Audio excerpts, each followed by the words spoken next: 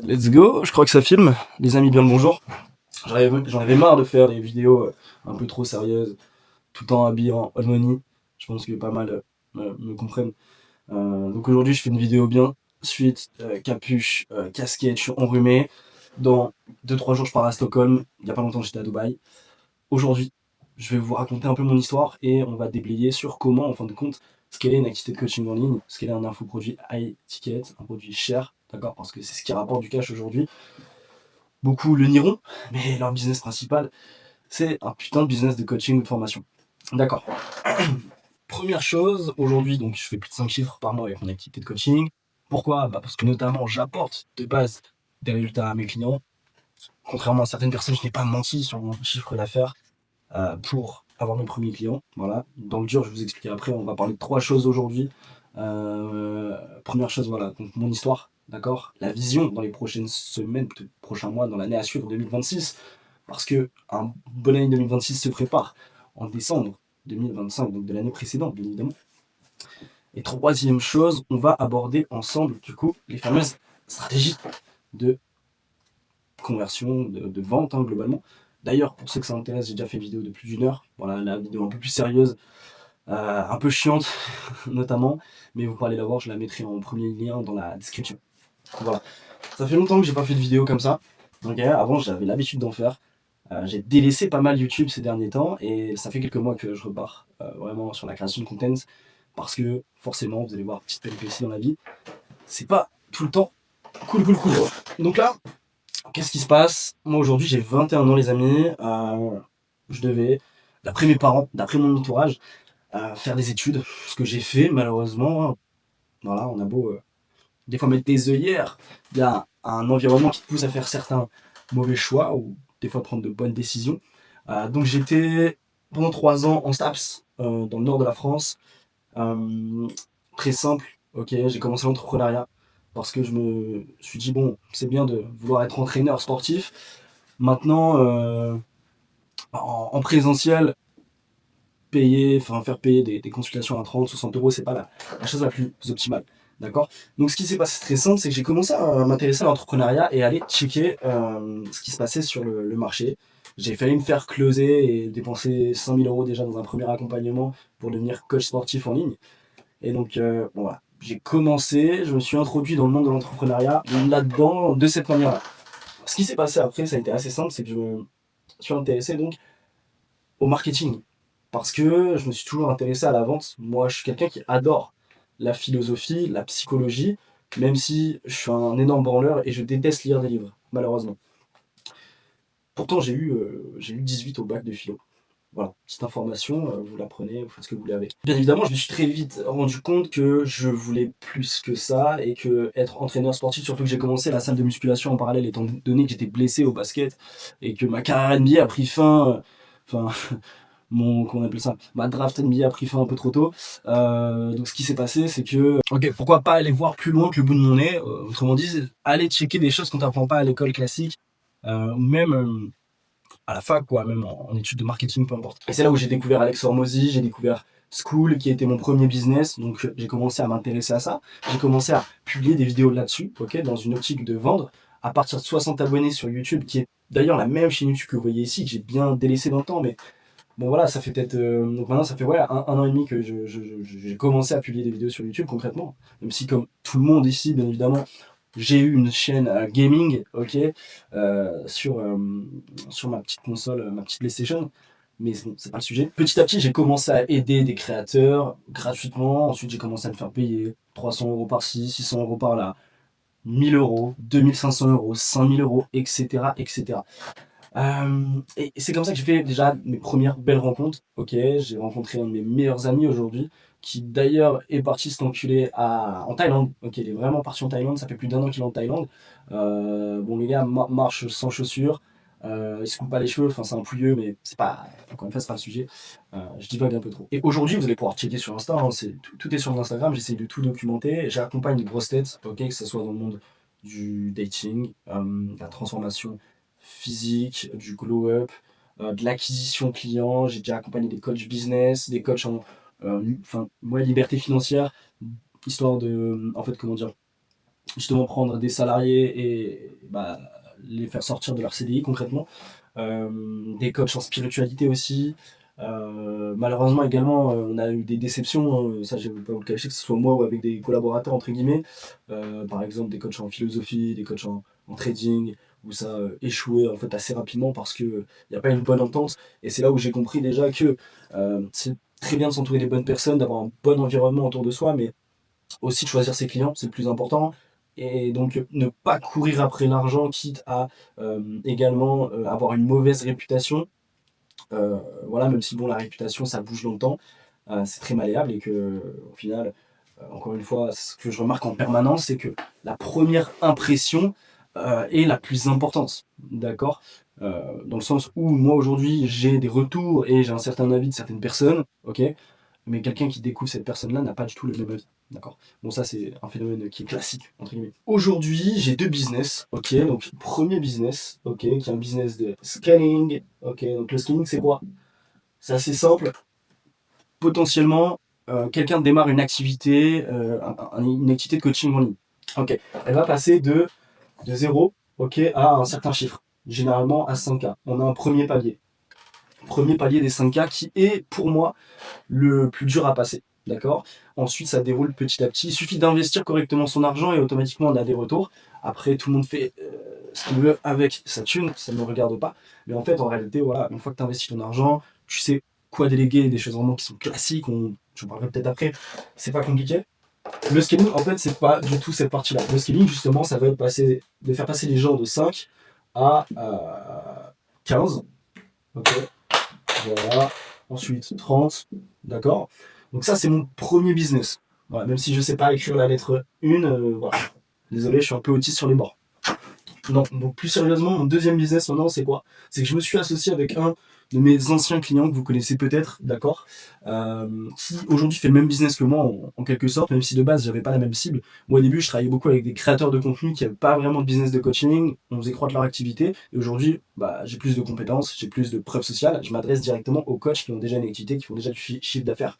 Vous allez voir que si vous lancez votre business par la suite, c'est exactement comme ça qu'il faut réagir, dans le sens où vous devez jamais faire stagner votre business.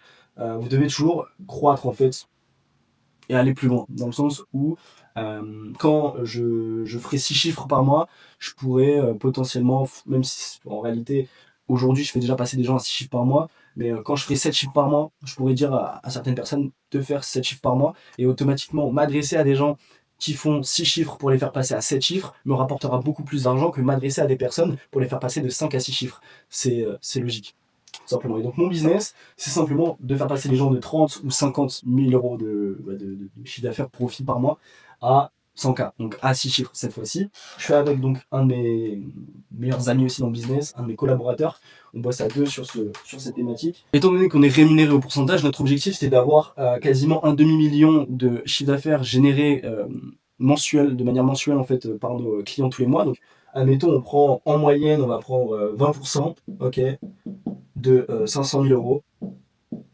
Ok, vous faites le calcul et potentiellement c'est ce que peut nous rapporter ensemble parce qu'après on divise par deux.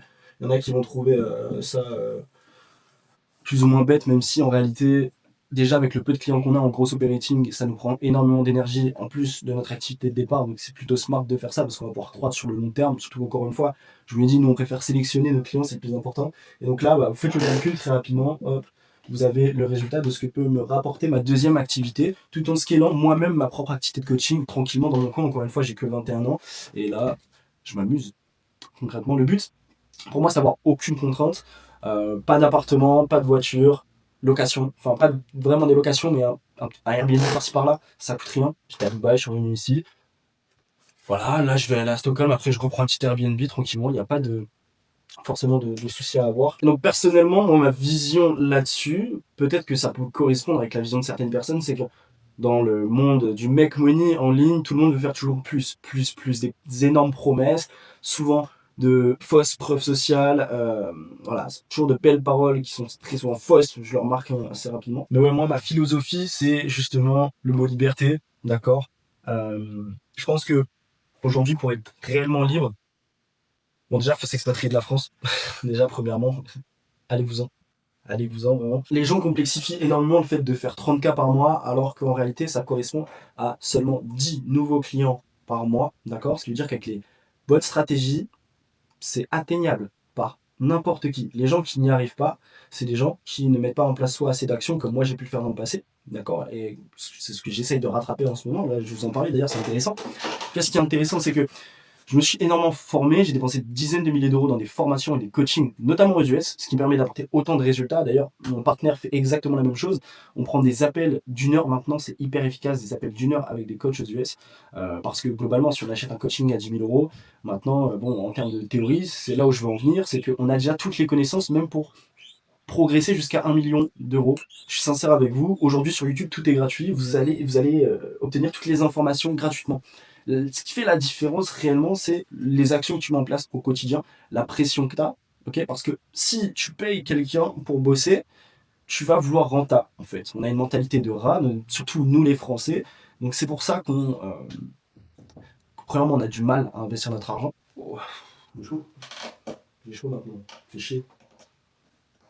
J'ai mis la casquette, j'ai mis la capuche, je peux pas l'enlever pour la fin de la vidéo, les mecs. My bad. Mais là, la différence, c'est que du coup, on doit se forcer à bosser. Il nous faut une raison de bosser, concrètement. Et le fait de payer quelqu'un, généralement, va nous amener à effectuer des actions. Parce que, encore une fois, comme je le dis, tout est gratuit sur YouTube. Il y a des connaissances pour faire plus d'1 million, dans plein de business différents. Donc forcément, il y a des business, ce sera plus facile de les faire, mais tout est gratuit littéralement sur YouTube. Tout le monde commence à tout donner gratuitement. Ce qu'on vend réellement aujourd'hui, c'est l'implémentation. Et si vous voulez vendre un coaching à étiquette, c'est l'implémentation avec votre personne que vous devez vendre aujourd'hui, et donc créer une vraie image de marque personnelle. Comme je vous le dis, moi, voilà, c'est là où je voulais en venir. C'est que j'ai arrêté pendant 2 grosses périodes à cause de problèmes personnels, à cause d'un mauvais environnement autour de moi, la fac, des relations. euh, Tout ça m'a mis dans un bourbier qui m'empêchait de bosser réellement. Donc certes, j'ai coqué, j'ai fait un peu la merde, hein, concrètement, il faut se le dire, mais ça m'a empêché de réellement bosser à mon plein potentiel et donc d'effectuer des actions concrètes en permanence. Pourtant, j'avais la théorie, et pourtant, quand j'expliquais et j'implémentais la théorie à l'intérieur des business de mes clients, ils ont eu et ont aujourd'hui des bêtes de résultats, en fait, concrètement. Et donc, c'est là où je me suis remis en question, mais je me suis dit, mais Léopold, tu bosses pas assez. Certes, t'accumules la théorie, t'adores apprendre, ok, mais il faut peut-être la mettre en pratique. Voilà. Et après, je suis rentré dans un autre cercle vicieux, ça peut peut-être vous le faire aussi à vous aujourd'hui, c'est que je commence à implémenter énormément d'actions, mais déjà, je vais un peu à droite, à gauche, et surtout, du coup, j'arrête d'apprendre. Et il est là la difficulté. Et pour en revenir, du coup, à ma vision sur la liberté, c'est que honnêtement aujourd'hui avoir un business qui fait 30K par mois avec 10 nouveaux clients, on peut même aller scaler un peu plus haut parce que après on peut juste upsell nos anciens clients, c'est pas compliqué, honnêtement c'est pas compliqué. Le problème c'est qu'il y a des gens qui vous mentent et c'est pour ça que je vais vous parler maintenant des stratégies d'acquisition client. Des gens vous mentent depuis le départ. Je vais rapprocher la caméra, je vais me lever. Ok, donc pour obtenir des clients il y a 3 leviers, d'accord? Le premier levier ça va être le contenu organique. Donc le fait de poster du contenu sur Instagram, sur YouTube. Ensuite, on va avoir les ads, donc la publicité qui est payante. Et ensuite, on va avoir la prospection. Donc 1, 2 et 3. La prospection. Ok. Ça, c'est du classique, tout le monde connaît ça. Ok. Ce qu'il faut comprendre, c'est quoi? C'est que depuis le départ, il y a en fait un flou énorme sur la publicité. C'est parce que c'est clairement pas accessible à tout le monde. C'est une interface qui est beaucoup plus complexe. C'est beaucoup plus complexe aujourd'hui de créer de la publicité et d'être rentable sur de la publicité que juste de créer un contenu organique. Le problème, c'est que du coup, la plupart des gens qui créent du contenu organique essentiellement n'ont pas de résultats ou alors prennent 3 à 5 ans avant d'être réellement dominants dans leur niche. Et c'est le cas de beaucoup de gens aujourd'hui. C'est-à-dire qu'en plus de ça, le marché évolue. Donc comprenez bien ça, c'est qu'il y a des gens qui aujourd'hui vous promettent énormément de résultats essentiellement en organique. D'accord. Sauf que eux sont apparus il y a de ça 3 à 5 ans déjà premièrement. Et notamment déjà commencent à faire des ads, ce qui est marrant, c'est assez drôle hein, quand même. Mais ces gens-là font partie du top 1%, parce qu'ils sont arrivés avant, avec des stratégies qui marchaient avant.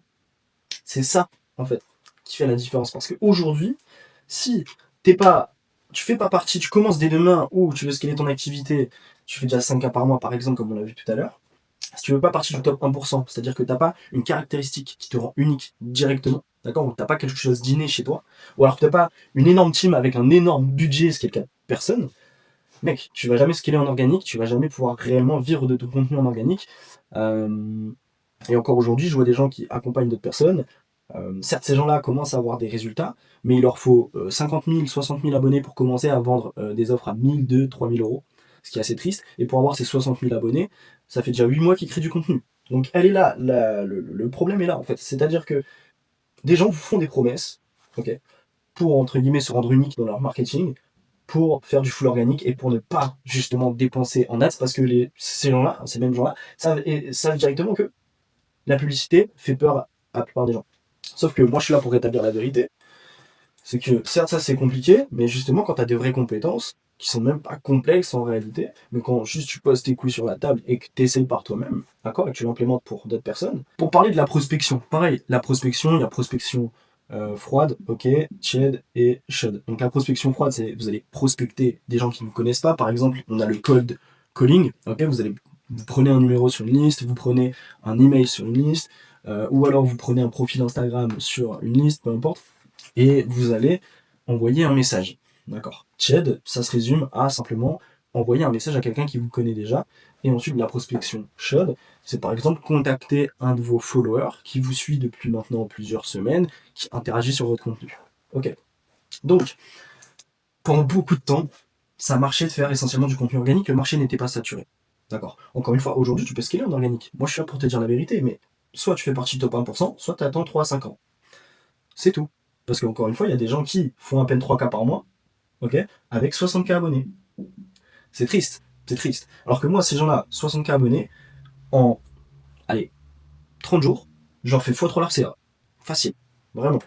Ok. Pourquoi? Parce que ce qu'on va venir faire, c'est pas non plus, comme ces gens-là te le disent, d'envoyer 200 messages par jour, par semaine, peu importe, et donc de faire un volume et de t'épuiser surtout mentalement là-haut, là.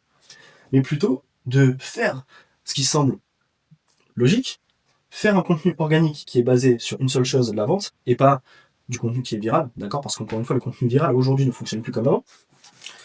Donc de faire un contenu basé sur la vente, d'utiliser la publicité pour le montrer essentiellement aux bonnes personnes, ok? Avec un petit budget, sans gros budget, ce qu'on appelle des ads, ok? Profil. Donc on va optimiser un profil essentiellement pour la vente, des posts essentiellement pour la vente, faire des ads profil, le faire tourner en automatique, en même temps continuer à publier du contenu pour connecter et se rendre unique, c'est le seul objectif. Moi d'ailleurs c'est ce que je commence à mettre en place et je trouve que c'est quelque chose d'ultra compliqué parce que, encore une fois, c'est quelque chose que tu arrives à faire en 3 à 5 ans normalement. Ok. Voilà. Maintenant, après qu'est-ce que tu fais? Bah simplement tu vas venir contacter essentiellement des prospects qui sont tièdes et chauds. C'est-à-dire les prospects tièdes, tu vas les rediriger vers plus de valeur, notamment par exemple sur YouTube avec du format long comme vous le voyez ici, et les prospects chauds, tu vas les rediriger soit vers plus de valeur, soit vers simplement un call.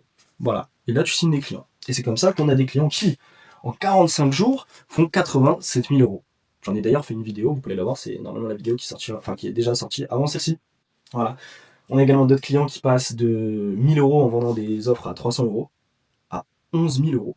Non, c'est 13 000 euros, ok, de chiffre d'affaires en 30 jours. Pourquoi? Parce que c'est des gens, premièrement, qui sont assidus, qui bossent, ok? Et c'est des gens qui implémentent nos stratégies. Et encore, si on a, parce que c'est le cas de beaucoup de gens aujourd'hui, c'est-à-dire que aujourd'hui, qu'est-ce qui se passe? Il y a beaucoup de personnes qui ne startent pas une activité, mais qui sont en fait dans cette période de full organique, qui veulent vendre plus, mais qui n'y arrivent pas parce qu'ils écoutent les mauvaises personnes. Ces gens-là, rien qu'avec les bons systèmes de vente sans ads, on arrive à convertir leur audience parce qu'ils ont déjà une audience. Si en plus on vient rajouter des ads profil ou du retargeting ou du recyclage, on arrive à aller beaucoup plus loin. Voilà. Je vais pas forcément rentrer dans les détails dans cette vidéo, elle fait déjà 25 minutes, ok. J'ai fait une vidéo d'1 heure où je dévoile l'entièreté de mes stratégies. Je donne tout gratuitement, tracking de data, des automatisations bidons, ok, que vous pouvez faire classiques, ce qui vous coûte même pas d'argent réellement, juste quelque chose qui marche, parce qu'encore une fois, pareil, dans un business, tu as tout ce qui se passe en amont et en aval. En amont, ça va être tout ce qui est acquisition et conversion du trafic. En aval, ça va être toute la gestion du business. Et la gestion du business, honnêtement, c'est pas compliqué non plus. Plein de personnes vont vous recommander des SaaS, vont vous recommander des automatisations énormes alors qu'ils ne signent pas de clients. C'est inutile également. Voilà. C'était Léopold, je vous remercie de m'avoir écouté. À très vite, allez. Ciao, ciao.